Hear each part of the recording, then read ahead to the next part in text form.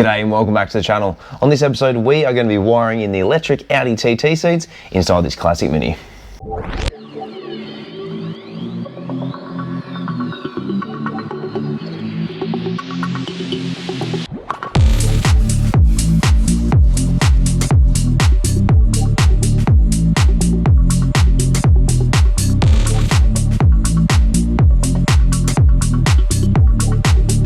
So folks, welcome back to the channel. Thank you very much for tuning in to one of the final episodes on the build of the Black Mosquito. It has been a whopping 18 months since I took this project on. It took me a lot longer than what I anticipated, but we're finally getting there. We are at the pointy end of the stick. We've got a few things we need to finish off, and like I said, in today's episode we are going to be wiring in the electric seat. So let's jump straight into it. Alright, so first things first, we have the wiring, we have the switch, and we have a couple of loose wires just here. The customer's already pulled all the seats apart. He's removed everything out of it. It had a couple of airbags in there. He's removed the seat heater mechanism, pretty much everything, all the electrics other than the rear tilt for the seat. Originally I thought he was going to leave it in there because I think it'd be quite cool being able to have, you know, 6 or 7 different position seat available, but he just wanted it to be forward and back on the rails, as well as forward and back with the backrest. So before we go and do anything, it's always important to make sure that we test it prior to putting it all together. Otherwise we put it all together and we find out that it doesn't work, and then we're back to square one. So we have 2 wires and I have a snap-on battery. You can just use a normal battery for this. All I'm going to do is just apply positive and negative to either side of the terminals, and then we're going to hit the switch and see what it does. Now hit the switch one way. Cool, so that goes back, and then that one goes forward. Excellent, that's pretty much all we need to confirm before we go and fit this. Now, we do have quite an ominous amount of length. Like I always talk about, we always need that little bit extra length. What I'm actually going to do, because it goes straight from the motor to about 2 meters of wiring into the switch, and then from the switch it'll then go to a fuse panel. You can wire this one of 2 ways. From memory, they're wired into a constant power, so you can still adjust it whilst the vehicle is off. It is a good idea, however, if the switch fails and it just runs the motor, it'll drain the battery and potentially burn out. So we're going to rig it up to a power source with the ignition on. That way it's not going to be activated when the vehicle is switched off. And 2, we're also going to be putting in another plug up under here. The reason for this is we want to make sure that we can remove the seat from the vehicle without having to unstitch the entire wiring. Although this is a really good idea, and ideally this switch probably needs to be moved down about halfway from there, I might actually just cut it and then resolder the wires here, and then put a plug down up under here. Now you want to be able to remove the seat without undoing everything, especially if they're both tethered together. So the more we can remove to get the seat out of the vehicle, the easier it's going to be for future reference. So I'm going to go and cut this. I'm going to join this switch a little bit closer. Essentially it does have a trim that runs around here, which is custom making to suit. So essentially, because the motor's located at the back, we probably want, let's just say about 600 mil from there. That way he's got enough length to tuck it in there. It'll probably sit down around here. If we need to, we can then shorten it again. It's not going to be the end of the world. Out of the switch, it's going to come down here, and then we're probably just going to run a Deutsch plug. That's a really convenient way to put another connector in there without going cheapo, bodjo, male, female type spade connectors. A Deutsch plug is cheap, it's affordable. I think they're IP47 rated, so they're waterproof.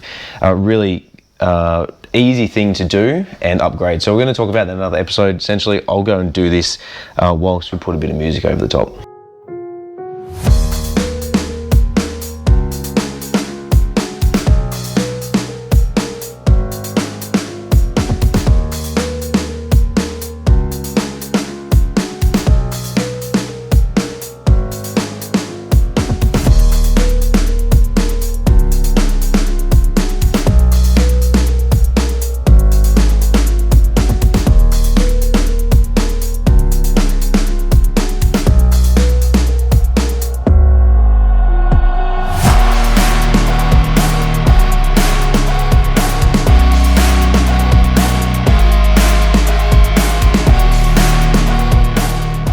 Just shorten that.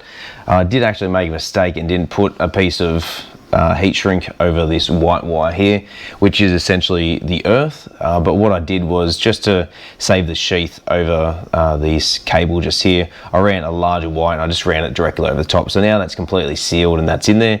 There's no way that's going to be able to short out whatsoever. So the power wire is insulated, the earth is insulated, and now we're set. So now essentially between here, and I'm not sure what's happened here and why it's like that exactly. I might just cut that, and then, actually no, we won't cut it there. We'll cut it down a little bit further, just so we've got a little bit of extra length. Like I said before, the length is always good, especially when you want to be doing connectors. We want to run that wire, so if that's sat there, it's probably going to run to about the middle of the seat, roughly. So let's just say it sits there, coming up over, yeah, so run it to about 3/4 of the other side of the seat. We'll cut it here, and then that's going to go directly into the Deutsch plug, and then it'll run probably just up the center console, and then we'll mount the fuse panel up underneath the dash.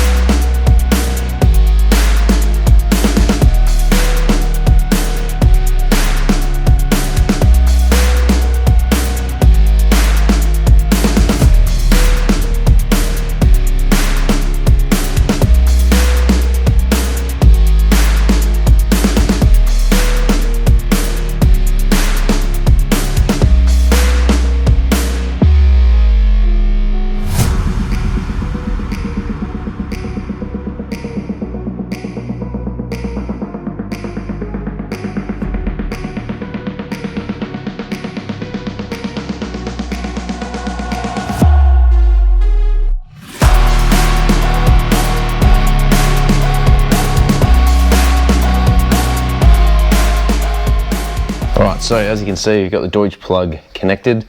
I did have to check there a couple of times as to which designation the terminals were in, so they're all numbered, so 1, 2, 3 and 4. So I've done power in 1 and then earth in 2, power in 1, earth in 2. So we've got that all wired in. Really great connection. There's nothing really that can go wrong there. Really good, cheap, affordable thing. You can buy these at any good automotive retailers or even wholesalers for electrical components. So next thing is to run the wiring now up under the dash. So what I might do is extend this wire. I might run it first actually up underneath the seat, kind of get an idea as to where it's going to run, and then we're going to run it up directly to the front of the vehicle. So probably up where that red wire is currently, just over there, and then mount the fuse box over there somewhere, and then we need to run an earth as well to each of the wires. Now you're probably wondering why we're using also a 4-pin connector and not a 2-pin. Well, the customer was over here the other day and I said to him, you know, why don't you run a seat heater? Although in Australia it's not really a thing that you're going to be needing. However, I said it would be a good convenience to be able to have, and he pretty much just said, nah, don't want to run it, don't need it, it's extra weight. I've, you know, spent a day pulling these seats apart, and that's cool. I use these for 2 reasons. One, this is the only one that I had available to me at this stage. But 2, more importantly, that if down the track he says, oh, I want to add something else in there, I want a lumbar support, or I want to add in another switch for the seat, whatever it is, we do have the option to be able to add that extra wire in there because it is a 4-pin connector. Alternatively, I could have just used a 2-pin, but 4 is just as good. Gives us the option down the track rather than having to go buy another one again and repin it.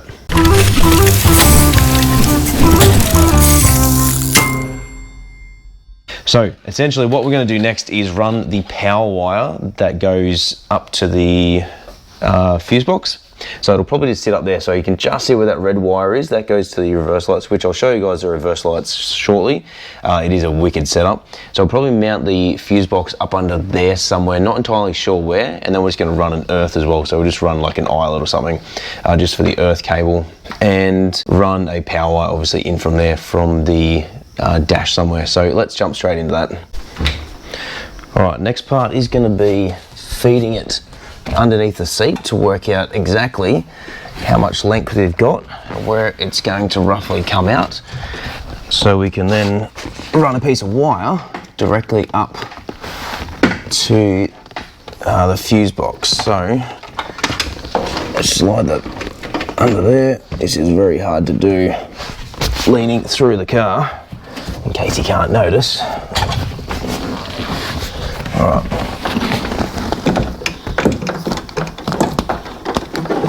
So push it directly down through there. It's roughly about how long it's going to be. See if I can get my hand down here now. Go fishing. That is not it.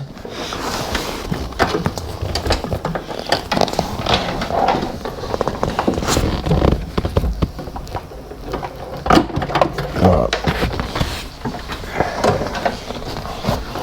So we roughly just need to know where it's going to sit, where it's going to come out. Now it's going to come to about here, approximately. As I said, there is a bit of wiring that he's probably going to need to adjust, but roughly if it's where we need it to be, should be fine.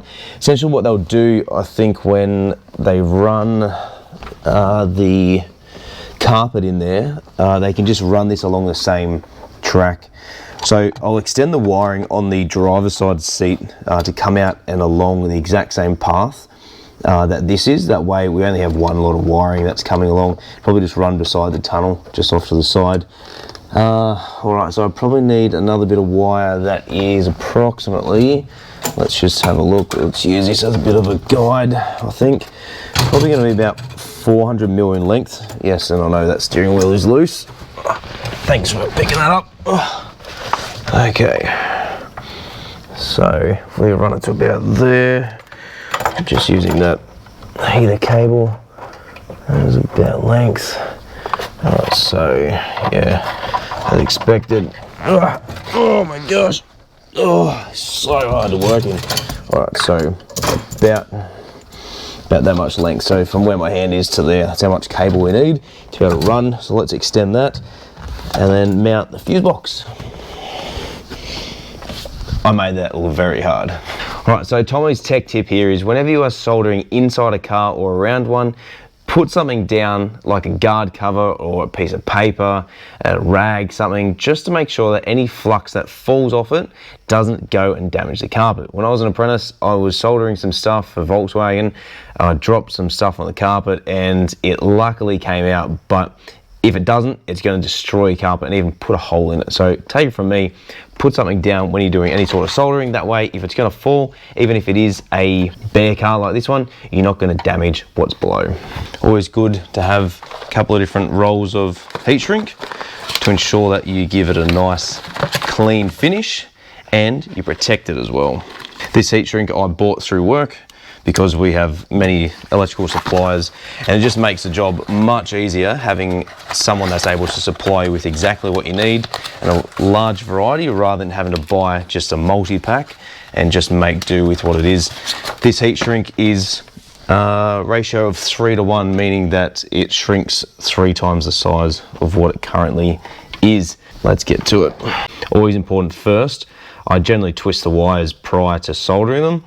It just makes it a little bit better connection. I think from memory, when I worked for Audi, they said not to do that. I'm not sure the exact reason why. If someone in the comments can please let me know, that'd be great. I think it's supposed to do with a connection and it can make it worse or something, I think. I don't remember exactly, but they used to tell us not to do it.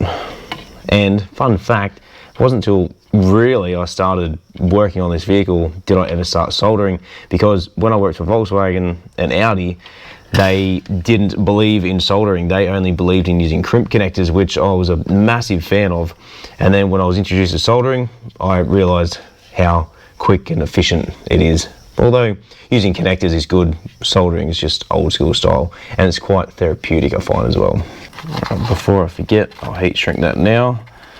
That way it's sealed and done.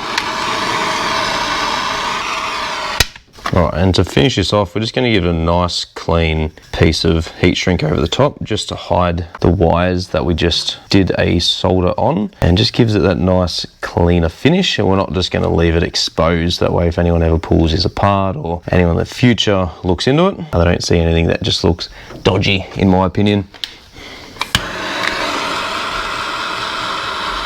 I also try and use the same color designation heat shrink as what the wire represents. So say for instance, if it's earth, I try and use black. If it's a power wire, I try and use red. That way it keeps it consistent throughout the car and you don't go changing it. And that way anyone in the future will be able to look at it and hopefully think, hey, maybe this is power or maybe this is earth, depending on the heat shrink that you've used. So now that's done, we need to grab our fuse box, which is just on the parcel shelf. All right, so that's our little fuse box just there. Essentially, we're going to wire in a eyelet just here, and that's going to go to positive, and then we have to find a negative.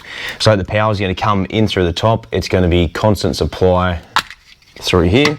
So through all these terminals, it'll have power on one side. When it's fused, it'll then put the power out to it, which will then obviously power the motor and the switch. So we need to run not only a power wire from the ignition or an ignition source, but we then also need to put an eyelet here, and then we need to label it as well. So left seat, right seat, and then if he wants to run anything else, any switches, gauges, anything off a fuse, he can run it off this as well. All right, so that's our fuse box just there. This wire that comes in from the top, I've just wired that up to the back of one of the switches in the dash. So I'll show you guys which one. I believe it's for the demister, so this one here. Oh, that's green. I'm not actually sure what that is, so someone in the comments please let me know. But I've just wired that up. It doesn't have power there until the ignition is switched on. And then that'll pretty much just sit, hopefully, I'm thinking, once the carpet's in, maybe it'll sit something like that. Maybe it can mount up underneath there if there's going to be like a panel or something that's going to sit directly up there. You can't really see, but you get the point, up underneath the glove box. And then that white wire there, that is just earth. So what I'm going to do is just sit it here and just rest it on that earth point just there for now, and that way we can test it. So this is the moment of truth. So let's grab the camera, ignition on. You hear the fuel pump prime in a sec. Customer actually noted that thing does sound rather loud. Down here, oh, where are we here? All right, here we go. Hectic, going back, going forward. So that's it.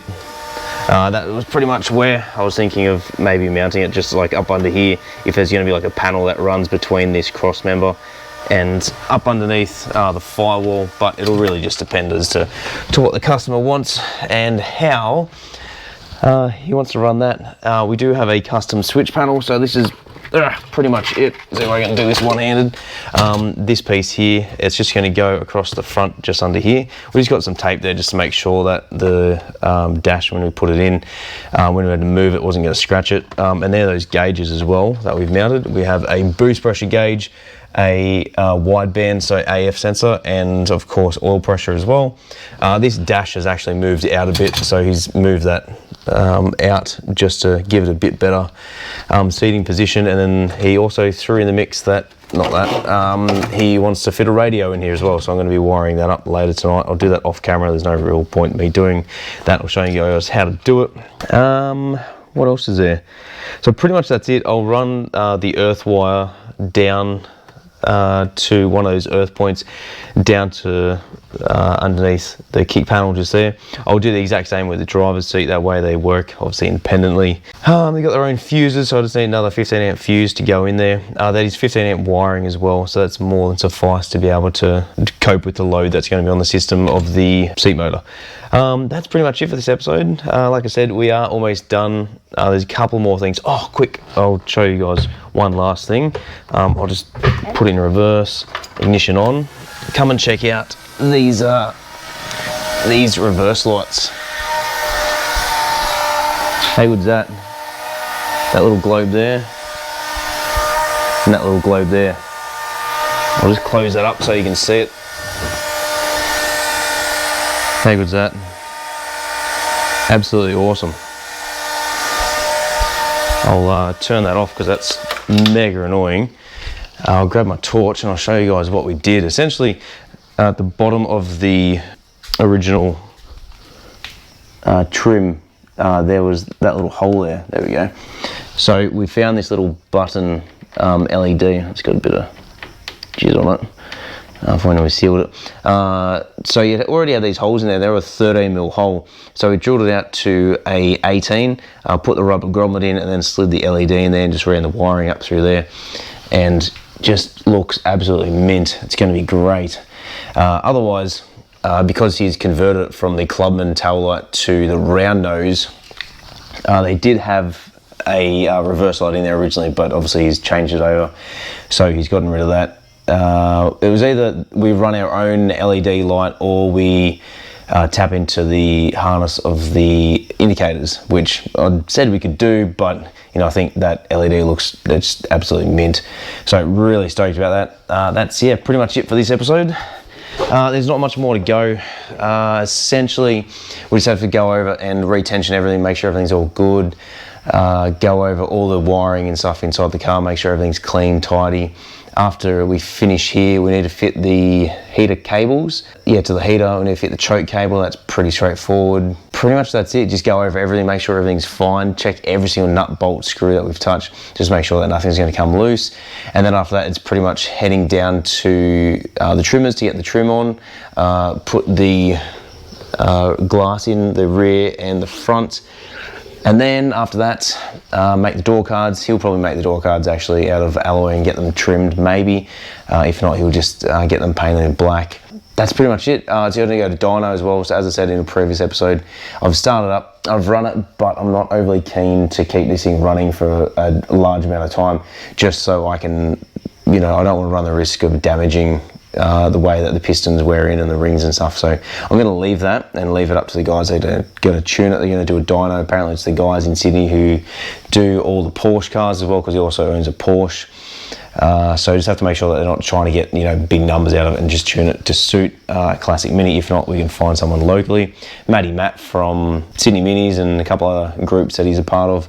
Rolston Classic, one of my long-term mates of Grace, has helped me quite a lot in the past. So thank you very much to Matty. He has given me a couple of tips and stuff with this setup that we're running, as well as a couple of people to recommend to tune it as well. So while we're on that note, thank you very much to everyone who has contributed to this vehicle. We have my neighbour Sal, apprentice Kev, Ben, Josh, the customer, his son, and everyone else in between who's been a part of the Black Mosquito journey. It's been an absolute awesome, lengthy adventure, to say the least, and I really anticipated this was just going to be done in 6 months, and it's taking me 3 times that amount. Not realising the amount of stuff that was going to go into it, and not having pulled this apart as well. It is obviously very hard putting it back together, but that's the episode. Thanks heaps for watching. Hopefully there's one more before we finally get to go for a drive in it, but if not, thank you very much for tuning in, and we'll see you on the next episode of Tomo's Tune-Ups. Actually, just before I go, I'm going to quickly add in here that I'm going to film an episode down the track when this thing is clean, washed, tuned, put together, completely finished. We're going to go over this entire vehicle, see what engine's in it, see how much boost it's running, what sort of power figures, what brakes are on it, what wheels, what custom modifications have been done to this vehicle, and we might even go for a drive in it. And I cannot wait to show you guys what this thing can do. We'll see you on the next episode. Thanks for watching.